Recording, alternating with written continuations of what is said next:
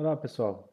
Vamos aí começar a introdução a dispositivos lógicos programáveis, que é o início da matéria propriamente dito. Antes a gente só tinha dado um apanhado sobre como vai ser o andamento da disciplina. O que vai ser estudado? Vai ser o histórico de dispositivos lógicos programáveis, que a gente vai chegar no fim, que seria FPGA, que é basicamente o que a gente quer estudar aqui na disciplina. Vamos falar sobre programação de dispositivos lógicos programáveis, que o FPGA se engloba, e a gente vai entrar a fundo em Verilog, que é a programação que a gente vai usar. Já vou colocar um parênteses aqui, que não é linguagem de programação igual a linguagem de programação de software. É linguagem de descrição de hardware. Eu falo programação só para ficar um paralelo aí para vocês entenderem. E a gente vai aprender a integrar o FPGA com periféricos que a gente precisar. A gente vai falar sobre FPGA, que vocês provavelmente nunca ouviram falar, ou alguns sim, outros não, seria Field Programmable Gate Arrays. Seria Field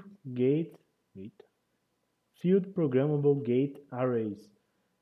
Nada mais é do que um hardware fisicamente programável. Eu coloquei entre aspas aí, porque não é bem isso, mas só para a gente ter uma ideia. Eu consigo fazer uma alteração física dele, ou seja, eu consigo mudar como ele vai estar a estrutura interna dele.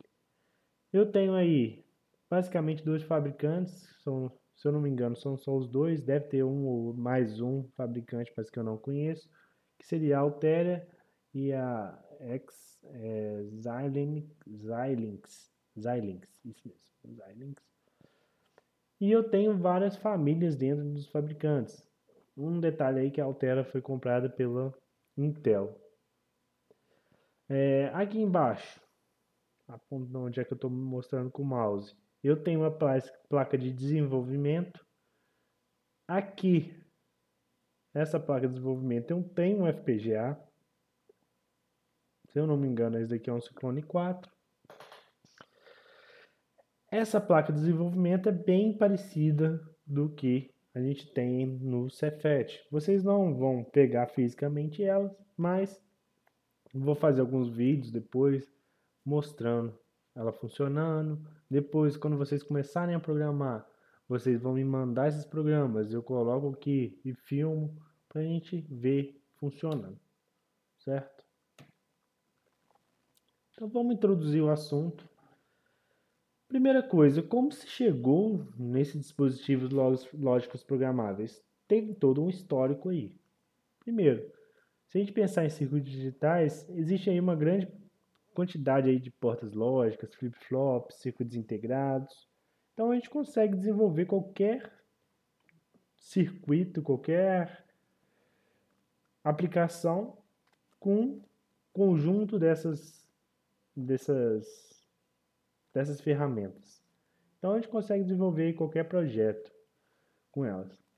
Só que se a gente for usando vários CIs, vários dispositivos discretos, a gente vai ter várias desvantagens. Primeiro, a gente vai ocupar uma grande área do nosso circuito impresso, que é aquelas plaquinhas, e se a gente tiver qualquer alteração do projeto, mínimo que seja, a gente vai ter um retrabalho significativo. Imagina mudar o meu CI de lugar, eu vou ter aí um retrabalho, vou ter que fazer todo um, um traceiro, esqueci a palavra.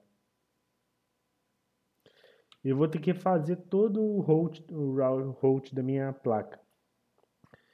Então, o custo para eu alterar esse projeto ele é elevado, não tem jeito. E para eu encontrar um erro, isso pode me tomar um tempo grande. Então, vamos ver o histórico, como a gente chegou até nos dispositivos lógicos programáveis. Primeiro, começou com o ROM. O que é o ROM? Read Only Memory, que seria memória de apenas leituras. Ela surgiu aí no final dos anos 70 e já vinha com seu conteúdo gravado de fábrica. Eu não conseguia fazer uma gravação, eu aqui, por exemplo, aqui em casa, não conseguiria. Eu teria que pedir isso para ela vir de fábrica. Se você olhar a estrutura dela, o que eu tenho aqui? Eu tenho vários diodos, vamos falar de transistores, mas seria aqui nessa daqui está representado por diodos. Tenho um MUX, que é o multiplexador. Tenho saída dos diodos, aqui seriam os endereços. E eu consigo lá a saída. De acordo com as saídas que eu coloco, o endereço de saída, eu vou ter o que vai estar gravado na minha memória. Aos poucos, ele foi substituindo aí o diodo por transistores. Esse aqui é um transistor TBJ. Certo? Logo depois veio a PROM, memória PROM, que seria Programmable Read Only Memory, que seria memória de apenas leitura, só que programável. Ela surgiu na mesma década. A grande diferença dela é que ela podia ser programada pelo seu usuário. Só que ele só conseguiria fazer isso uma vez. Essa programação aí, ela era feita através de queima de fusíveis internos. Por isso que eu não conseguia fazer de novo essa programação. Queimou o fusível, já era. Eu tenho aqui uma matriz de endereço com redes AND e redes OR. Então eu tenho lá, de acordo com o endereço que eu coloquei, eu vou ter a minha saída no final. Eu quero que vocês já vão observando a estrutura interna aqui da minha rede E e minha rede OR. Isso daqui ela vai ser utilizado também com dispositivos lógicos programáveis. Então, ela é importante. Por isso que a gente está vendo o histórico. Se a gente olhar uma estrutura dela aqui, que seria a saída na verdade a saída na verdade que seria a saída dela. Se eu fizer a queima do meu fusível, eu vou ter minha saída sendo 0 ou 1, na verdade seria 1 ou 0. Então, de acordo com se o meu fusível tiver queimado ou não, eu vou ter saída 0 ou 1. Depois eu vou ter minha memória EPROM, que seria Erasable Programmable Read Only Memory. Essas são memórias capazes de ser programadas, mas agora eu consigo apagar o que está escrito nela. Como que eu consigo fazer isso? Graças à tecnologia aí do transistor MOS ou CMOS, tecnologia MOS, né? Onde eu tenho 2 gates, que seriam 2 portas, para armazenar o dado salvo. Como é que eu apago ela? Vou colocar uma luz ultravioleta. Aqui tem uma foto de uma memória EPROM. Aqui ela é aberta. Se eu colocar uma luz ultravioleta, eu vou apagar ela. Como é que eu faço isso? Por que ela apaga? Eu tenho aqui 2 gates. Aqui é uma estrutura representada aqui do CMOS.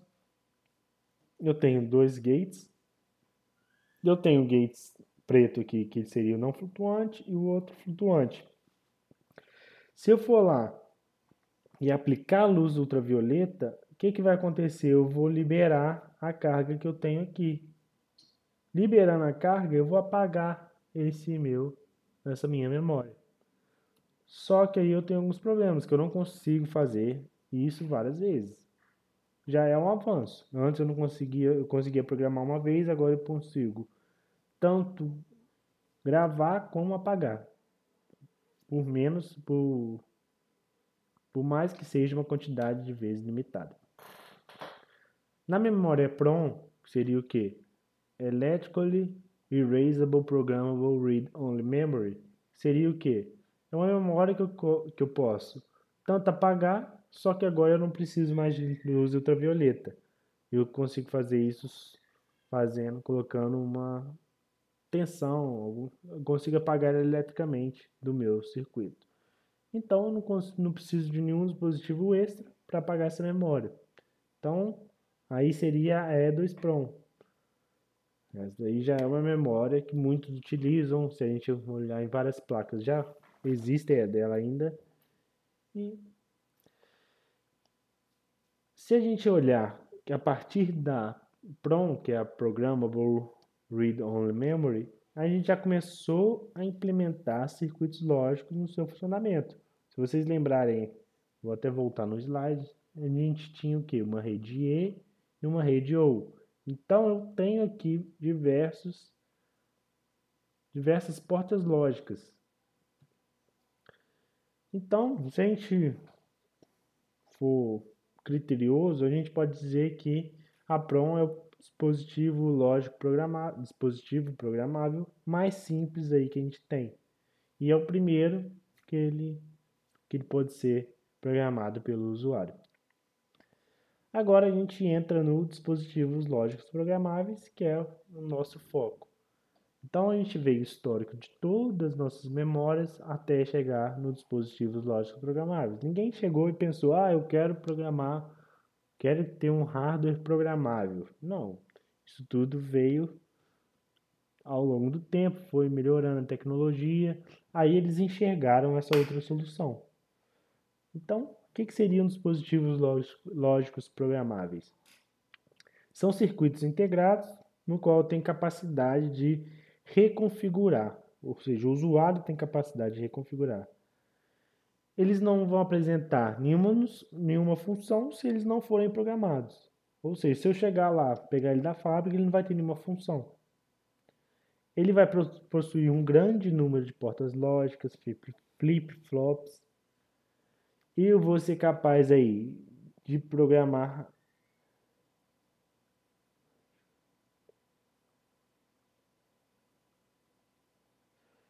a capacidade da programação de funções lógicas pelo projetista, ele faz uma série de vantagens aí. Primeiro, eu vou eliminar o problema de uma placa com área grande, ou seja, vai estar tudo condensado em uma placa só.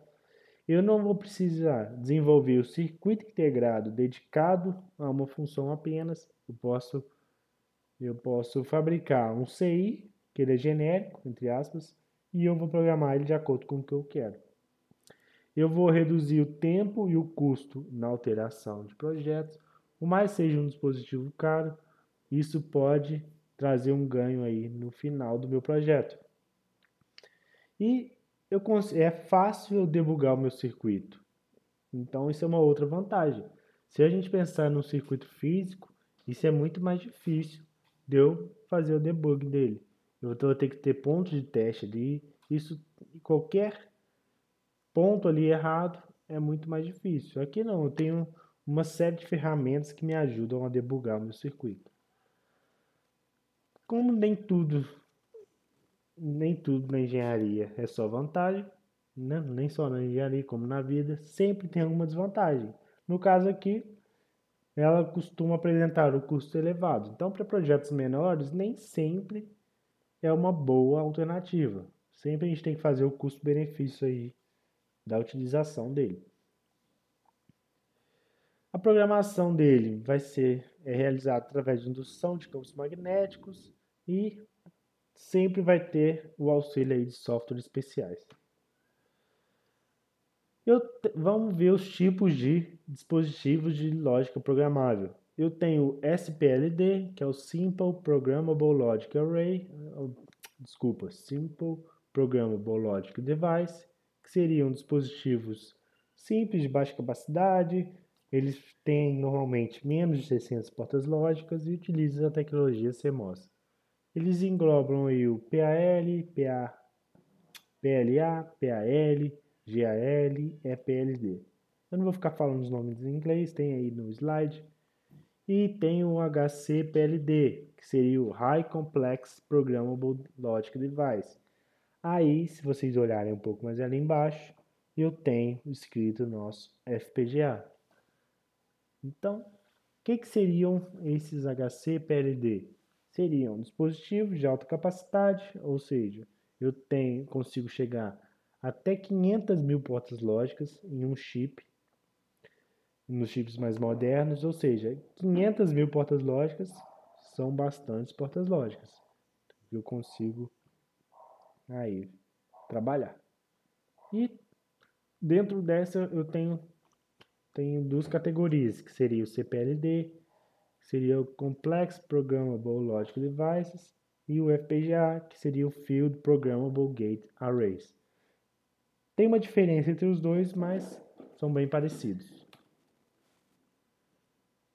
SPLDs. Primeiro, PLA, ele possui aí duas matrizes de conexão AND-OR. Se vocês olharem, basicamente a mesma estrutura da minha PROM. Então, eles pegaram a PROM, implementaram o PLA, pegaram a mesma ideia da PROM.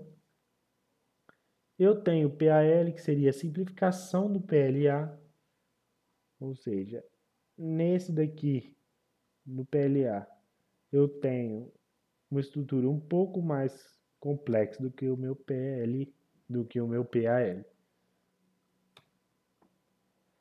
Eu tenho meu GAL, que seria uma estrutura igual a do PAL, só que eu possuo aí macrocélulas de saída configuráveis, como lógica combinacional, como registradores. Ele utiliza a tecnologia CMOS e eu consigo aí substituir até 24 tipos de PAL, ou seja, seria meio que agrupar vários PALs. Em vez de usar vários PALs, eu agrupo tudo num chip só. Eu tenho o EPLD, que é o que? Um baixo consumo de energia, quando eu comparo o GAL, só que ele tem baixo custo, é fácil de implementar em sistemas, só que ela tem um problema que seria que elas são mais lentas. Então, eu tenho algumas vantagens, tem desvantagens também. Eu tenho aí a estrutura deles, não vou ficar entrando muito em detalhe nisso, que não importa tanto pra gente. É só para vocês verem aí que foi um caminhar, né? Não foi de repente chegou no FPGA. Isso tudo foi crescendo, foi melhorando, e é assim que a tecnologia avança. Vamos falar dos dispositivos de alta complexidade. Como esses circuitos foi crescendo, era comum eu usar vários SPLDs. Então, em vez de eu usar vários SPLDs, o que eles fizeram? Pegaram todos esses SPLDs e juntaram um chip integrado. Com isso, eu conseguia reduzir a área lá que ele ocupava. E eu melhoraria uma série de vantagens. Eu teria uma série de vantagens, que seria tempo de propagação, diminuiria, e várias outras vantagens. Elas possuem mais de 600 portas lógicas e tem uma diferença básica entre os dois tipos que são de alta complexidade, que seria o CPLD e o FPGA. Essa diferença seria como as células estão interligadas. Para a gente ver o que seria um HCPLD, a gente vai falar sobre a estrutura dele.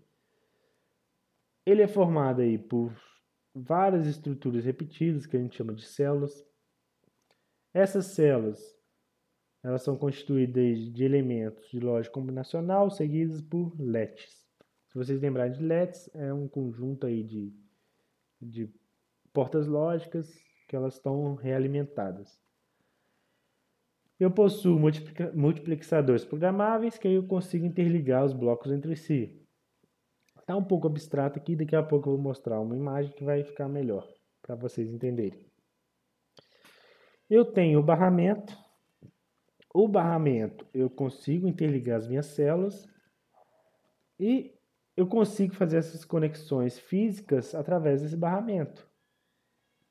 E esse barramento eu consigo alterar a ligação, qual deles eu estou conectando, que essa é a grande vantagem. Então eu possuo dois grandes tipos aí de estruturas, que seria conexões segmentadas e estruturas contínuas. Aí que está a diferença entre FPGA e o meu CPLD. Eu também tenho na estrutura do HCPLD, que seria os blocos de entrada e de saída, que eles servem aí para eu comunicar com o meu mundo exterior. Não adianta nada eu ter o meu FPGA se eu não consigo comunicar com nenhum equipamento. Então eu tenho meu FPGA que eu consigo comunicar com outros graças a esses blocos de entrada e de saída.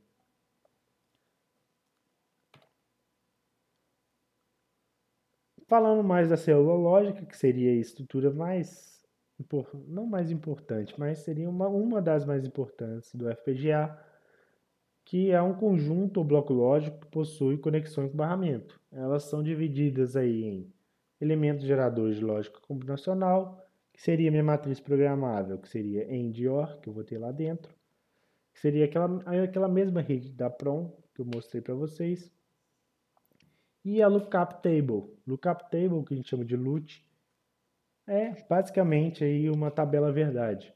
Seria uma memória pré-programada que eu forneço a saída de acordo com o que eu tenho na minha entrada. É uma memória, uma tabela verdade. Eu não vou ter operação lógica nenhuma, ela só serve aí para consulta.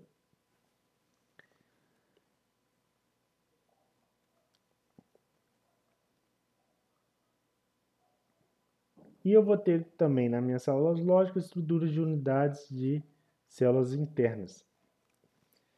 Ela especifica aí a função sequencial do meu circuito após a programação. Ela é diferente aí entre os tipos de HC-PLD.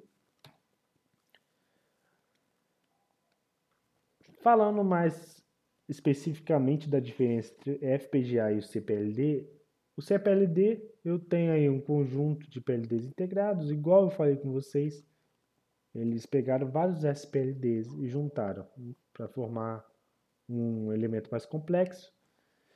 E cada bloco lógico, se vocês olharem aqui na figura, eu tenho esses logic blocks, seriam os blocos lógicos, e tenho minha matriz aqui de o switch matrix seria a matriz de interconexão.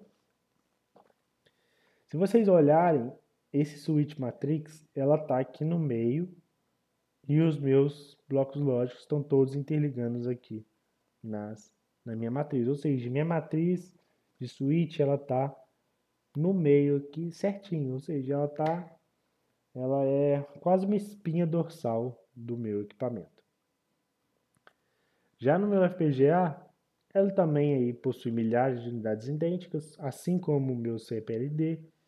Se a gente pensar, cada unidade lógica é como se fosse um componente que eu posso ser configurado independente e eu consigo interconectar esses blocos independentes através aí de uma trilha de matriz, chaves programáveis e essa interconexão é feita por um roteamento que eu consigo aí interconectar mais de uma célula. A grande diferença do FPGA está aqui. Eu tenho diversos blocos lógicos. Esses blocos lógicos, eles estão espalhados pelo meu chip. E eu tenho meus barramentos. Mas só que agora meu barramento não é um barramento central. Meu barramento ele é todo segmentado.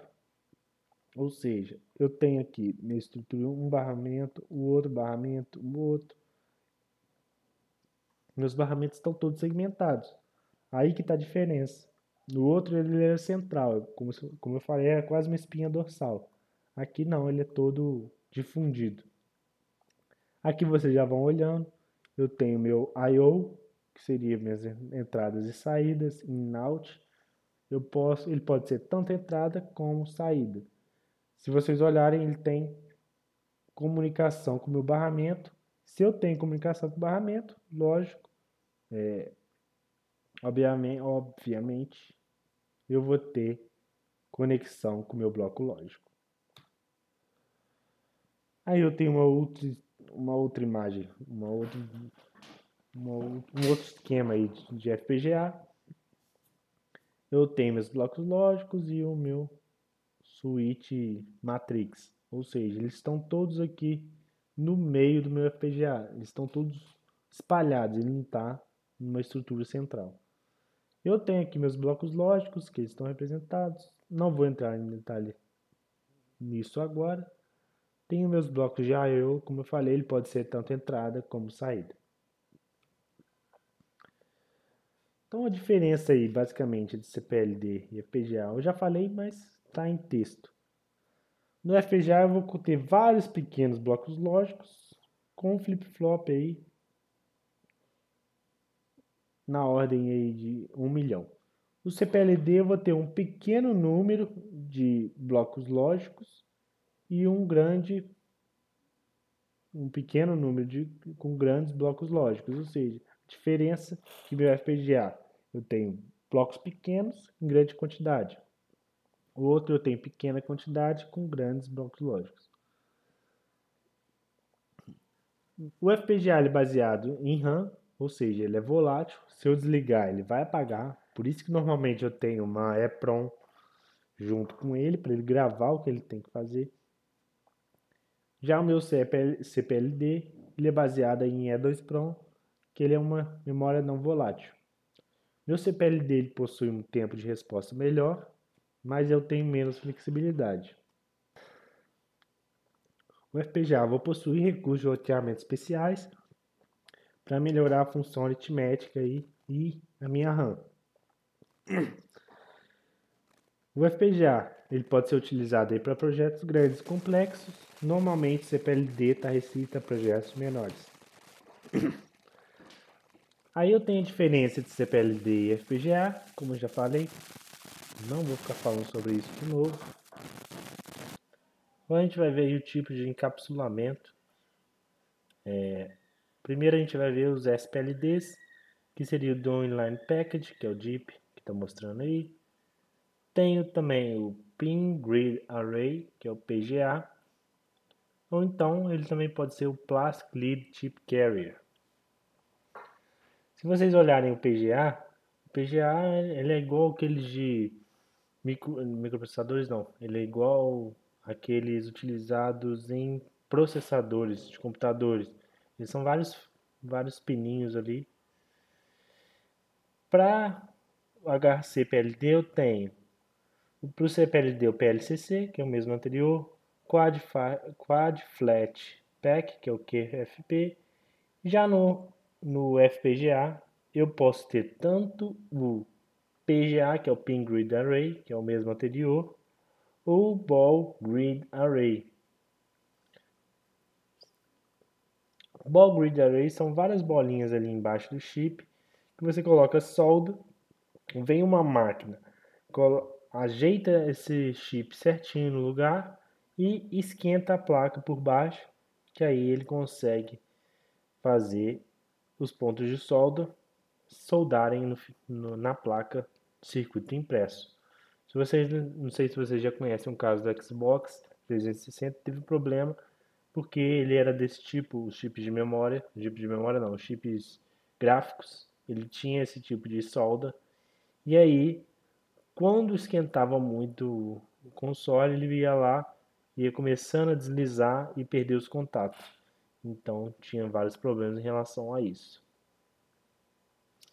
Para eu escolher um PLD, um dispositivo lógico programável, eu tenho que pensar em vários parâmetros aí para adequar o meu projeto. Primeiro, o número de portas, se ele é adequado para o meu projeto.